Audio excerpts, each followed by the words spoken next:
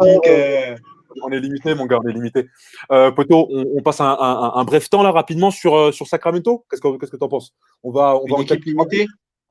unique. Alors là, je voudrais avoir ton point de vue, tu vois, parce que je pense qu'il y a du potentiel, mais je voudrais quand même avoir ton point de vue sur Sacramento. Effectivement, la révolution sacrifiera-t-elle ses enfants? Sacramento Kings, 12e de la conférence Ouest cette saison, avec 30 victoires, 41 défaites. Une équipe qui avait été conviée dans la bubble, mais c'est aussi une équipe qui a procédé à de gros changements après les playoffs, avec un GM qui a été limogé, l'ancienne gloire des Kings, Vlad Divac, et qui a été remplacé par l'ancien bras droit de Daryl Morey aux Rockets, Monte McNair. Monte McNair qui a beaucoup, beaucoup d'ambition et beaucoup de projets pour cette franchise, et notamment une nouvelle philosophie de jeu. Il souhaite beaucoup plus de spacing et surtout un jeu en transition. Il voudrait reproduire un peu ce qu'il avait pu faire aux côtés de Daryl Morey chez les Rockets. Rapidement, Thibodeau, est-ce que tu penses que plus de spacing, plus de transition et plus de shoot à 3, c'est compatible avec les enfants des Kings? Et quand je parle d'enfants des Kings, je parle des joueurs qu'ils ont draftés, De'Aaron Fox et Marvin Bagley.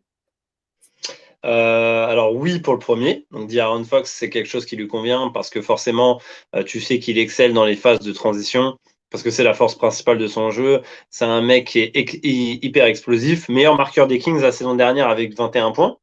Ouais. Mauvais shooter à 3 points pour le coup, pour un meneur actuel en NBA, il est à 29% à 3 points.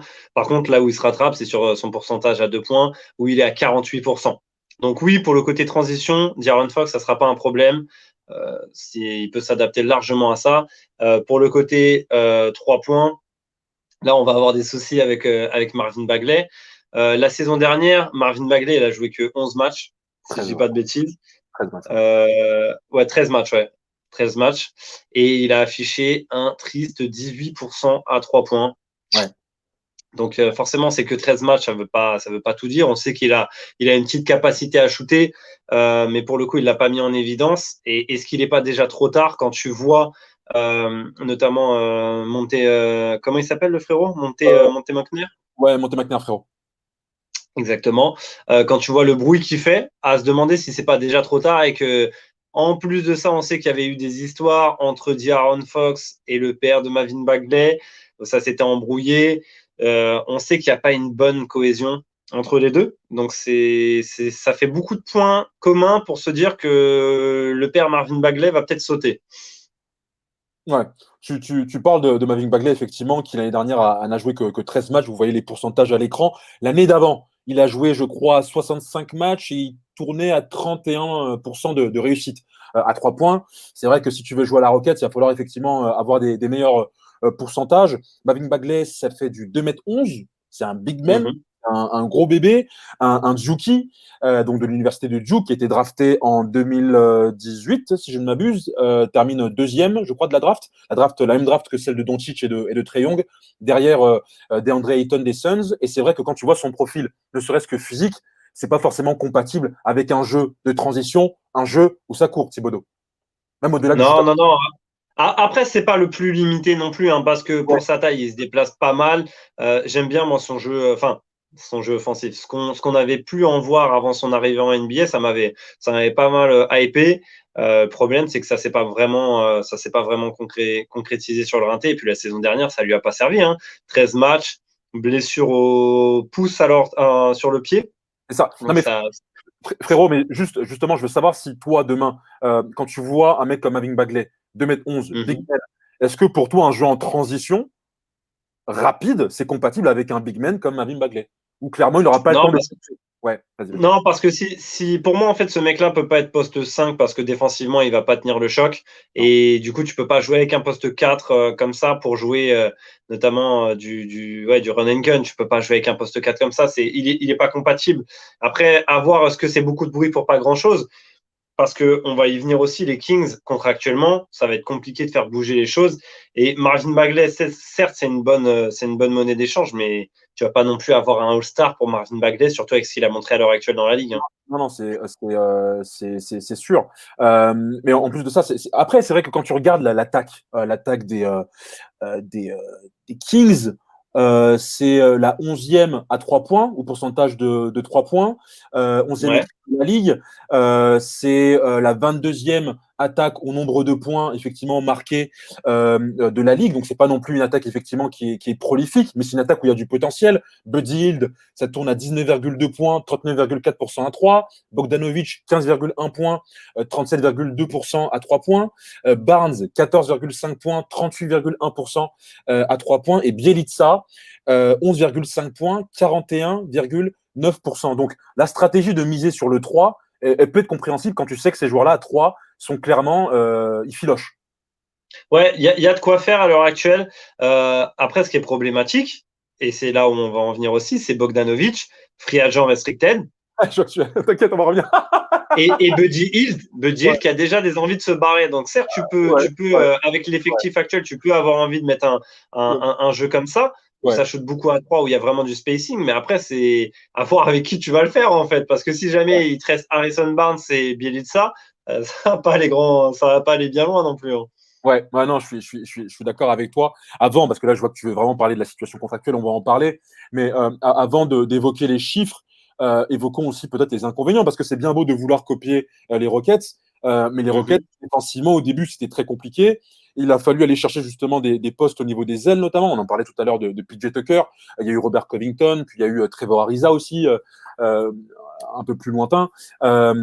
Les Kings, défensivement, c'est pas ça. Défensivement, c'est quand même une équipe qui est très très moyenne, notamment sur le plan individuel. Là, tu peux le voir en bandeau. Là, tu vois le classement effectivement des defensive win share, à savoir le nombre de victoires remportées par des joueurs via leur impact défensif. Et clairement, quand tu regardes le starting five, voilà, c'est quand même très très faible au niveau défensif, avec un Marvin Bagley qui l'année dernière était au-delà de la 200e place, avec un De'Aaron Fox qui est au-delà de la 300e place. Donc, euh, jouer, certes, Darren Fox, il est marqué 36 là. T'as oublié un 3 ouais, j'ai dû oublier un zéro d'ailleurs. J'ai dû oublier un zéro, frérot, excuse-moi. J'ai dû oublier à un zéro. 360, genre. Ouais, un 360, ouais. Est-ce que tu penses que défensivement, quand même, ça risque d'être problématique aussi parce que si tu veux jouer en transition et à 3, donc si tu veux enlever le secteur intérieur, enlever des big men, Mhm. tu Il perds va aussi. falloir avoir de gros ailiers. En Ouais, sachant que Trevor Ariza, que tu as mentionné tout à l'heure, il est actuellement aux Kings, mais il est plus tout jeune. Donc forcément, ça ne sera pas le même impact qu'il aura sur le jeu. Et au-delà de ça, ouais, c'est clair qu'avec les ailiers et ailiers forts qui composent les Kings à l'heure actuelle, c'est pas à les mettre en défense, hein. Donc compliqué, compliqué. Et il va falloir en fait voir si ça bouge au niveau de l'effectif parce que avec les forces en présence, leur demander de faire du run and gun comme ça me paraît chaud. c'est ça, ouais. C'est ça, c'est parce que, comme tu l'as dit, alors Trevor Ariza, je suis pas sûr qu'il soit. Je sais qu'il est mentionné Ici, hier. il est payé par Portland en fait, mais il est dans l'équipe des D'accord. Kings pour 2 ans, pour la saison prochaine aussi. Mais en fait, il est payé par Portland. D'accord, ok, bah merci pour la précision.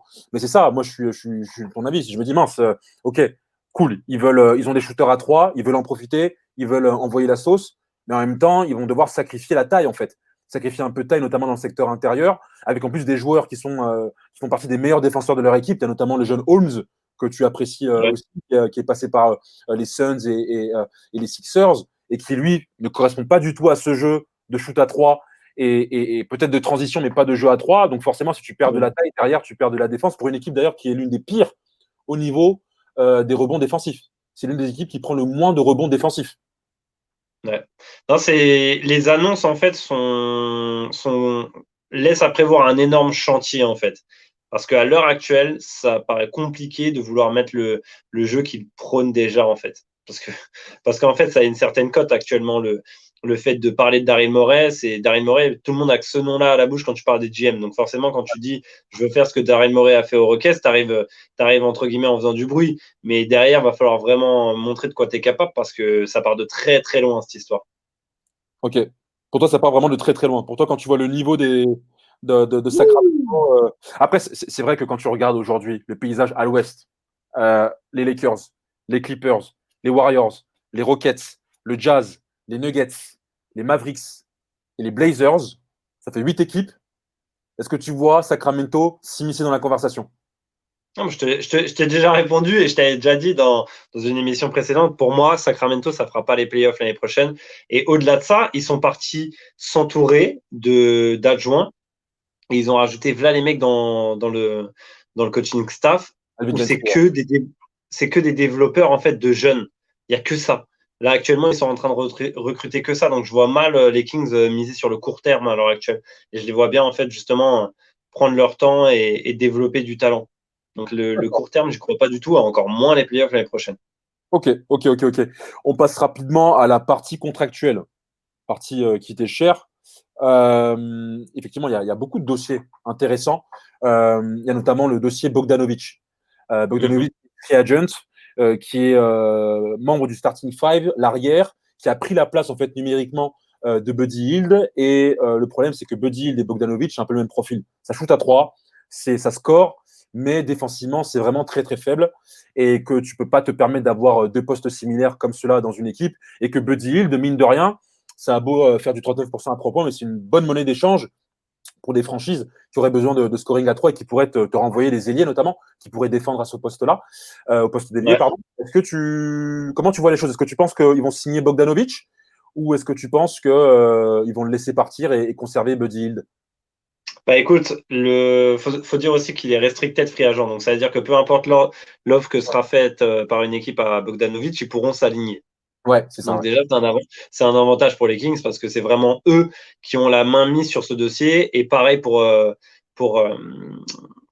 Buddy Hield, c'est eux qui ont la main mise parce qu'ils l'ont signé pour 4 ans. Donc là, il a déjà 4 ans d'assuré niveau contractuel, Buddy Hield. Si jamais il décide de l'échanger, pourquoi pas? Je pense que c'est celui qui a la meilleure cote. Actuellement, je pense que Bogdanovic a une moins bonne cote que Buddy Hield parce qu'il est un peu plus highlight, un peu plus spectaculaire, le père Buddy, et on le considère plus comme un scoreur à l'heure actuelle que peut l'être Bogdanovic. C'est pas forcément mérité, mais pour moi, c'est l'image qui renvoie actuellement à la ligue. Je verrais bien un petit trade se faire autour de Buddy Hield si ça devait commencer à bouger. Pour moi, ça commencerait par lui, ouais. D'accord. Où tu vois, toi, les chantiers? Alors, moi, je t'ai dit, il y avait le poste d'ailier parce que je considère effectivement qu'ils sont très fragiles. Il n'y a aucun joueur dans cette équipe, à part peut-être Ken Bazemore. Mais d'ailleurs, Bazemore est free agent. Il Tout est à free fait. agent cette saison. Alors, lui, c'est unrestricted, donc c'est lui, effectivement, qui est maître clairement de son destin. Est-ce que tu penses qu'ils auraient intérêt à le re-signer, justement, pour essayer d'avoir un joueur capable de défendre plus ou moins sur le poste des ailes? Non, non, non, non, non, non, non. Bazemore, ça coûte cher en plus, hein. Je crois que c'était pas loin de 16 millions la saison. Un délire comme ça. Donc Bazemore, beaucoup trop cher pour ce que c'est. Et si j'étais les Kings, notamment on en reviendra au niveau de la draft que tu as évoqué dans le bandeau, je partirais sur des profils en fait à fort potentiel et notamment les deux postes où je viserais un renforcement, ça serait le poste 3 et le poste 5. Le poste 3 parce que tu peux pas gagner sans avoir d'ailier. On l'a évoqué avec PJ Tucker, sans avoir des ailiers 3&D à l'heure actuelle, ça paraît compliqué de t'imposer dans la ligue. Surtout quand tu tapes du LeBron James, des Kevin Durant, des Jason Tatum et tous les avions de chasse qu'il y a au poste 3 à l'heure actuelle dans la ligue. Et pareil, au poste de pivot, j'adore Richard Holmes, mais c'est compliqué de se dire que déjà de 1, il ne correspond pas du tout à la physionomie qu'il veut mettre en place. Et en plus de ça, il est quand même undersized de ouf, combien même il est volontaire. Pour moi, ils doivent aller chercher vraiment du potentiel. En Du pivot, potentiel parce que en pivot, ils ont déjà Harry Giles. Ils ont déjà Harry Giles. Je n'ai pas sa situation contractuelle. Je ne sais pas s'il est free agent. Je crois qu'il est free agent. Harry Giles, j'irai checker ouais, sur. Il est free agent, il me semble. c'est ça. Voilà, ils ont Alex Len aussi. Mais c'est vrai qu'Alex Len, il a fait son temps. Free agent. Free agent aussi, Alex Len, ouais. Ouais, c'est ça. Donc voilà. Après, effectivement, il faut voir s'ils vont s'aligner, ils vont voir s'ils vont le renouveler. Je sais qu'Harry Giles, il a joué quand même plusieurs matchs dans le starting five avec les Kings de Sacramento. Ils sont quand même remporté plusieurs matchs contre des équipes assez fortes, hein, notamment en battant les Clippers de Kawhi et de Paul George. Il faut voir. Faut voir. Mais après, comme tu le dis, aller chercher des joueurs, s'ils prennent leur temps, ok. Donc, qu'ils prennent leur temps et qu'ils choisissent des joueurs capables d'être compatibles avec leur système de jeu. Ne va pas chercher un 5 qui va dormir dans la raquette et dans la paint. Va chercher un 5 qui va stretch, en fait. Et là, c'est vrai que le 5, le 5 au jeu dont tout le monde parle dans la ligue, là, dans la draft 2020, c'est James Wiseman. Il n'est pas connu pour avoir un shoot à 3. C'est un mec qui court. C'est un mec qui court énormément, qui n'a pas le profil d'un Bagley ou d'un. Il peut faire du coast to coast, mais c'est pas un shooter à 3. Ça se Ouais, trouve non, pas. mais surtout qu'ils interviennent qu'à la 14e place au niveau de la draft. C'est pour Ils ça, ont le 14e choix de draft. c'est ça, c'est ça. C'est Non, je pense vraiment que leur porte de sortie, c'est prendre son temps, et miser sur le développement de potentiel. Et ça va enfin, ça concorde avec ce qu'ils prennent actuellement au niveau de la direction. Ils prennent que des mecs qui sont, comment il s'appelle, Phil Jabour, ancien directeur du scouting, tu vois, ils prennent des mecs comme ça. Paul Johnson, ancien coordinateur de l'évolution et directeur adjoint d'une équipe de G-League. Tu vois, donc les profils qui recrutent actuellement dans leur hiérarchie, c'est vraiment dans cette direction-là. Donc pour moi, ça serait la logique. Je les vois pas essayer d'être compétitifs dès l'année prochaine parce que ça serait gâcher des éléments en fait pour rien parce que tu pourras pas aller chercher les playoffs pour moi. Bah, en fait, je suis quand même. Moi, je suis assez dubitatif. Je te comprends. Parce qu'effectivement, Mhm. j'ai cité 8 équipes. Pour moi, c'est 8 équipes. En fait, il y a même 9 équipes, voire 10 qui sont meilleures actuellement que les Kings aujourd'hui à l'Ouest. Le problème, c'est que les Kings, en fait, ça fait depuis 14 ans qu'ils sont plus allés en playoff. Et que si tu dégages en fait Vladi Divac, c'est parce qu'il y a une lassitude du côté du propriétaire aussi de la franchise d'origine indienne. C'est parce qu'il y a une fatigue de voir chaque année passer à côté. Ils ont drafté des Marcus Cousins, ça a merdé. Ils ont essayé voilà, de développer cette équipe, ça a merdé. Et donc, ils ont dégagé Vladi Divac. Et c'est pas pour encore attendre 2-3 ans à jouer le ventre mou de la conférence Ouest. C'est clairement, je pense, pour aller chercher les playoffs. Et je suis d'accord avec toi, ils n'ont pas l'effectif, ils n'ont pas les joueurs pour aller chercher les playoffs aujourd'hui, en fait. Clairement. Ouais. Mais je pense que Ouais, dans mais la... ils vont devoir patienter. Au bout d'un moment, il y a ce que tu as envie et il y a ce que tu peux faire. Et c'est deux choses différentes pour les Kings. Ils pourront pas aller chercher les playoffs dès l'année prochaine parce qu'ils vont se tirer une balle dans le pied eux-mêmes, en fait, en faisant des échanges, des trades pour essayer d'eux. Et au final, ils vont se retrouver avec plus rien à la fin. Donc, non, Non, pour tu moi, penses- la bonne méthode serait d'attendre. Ouais.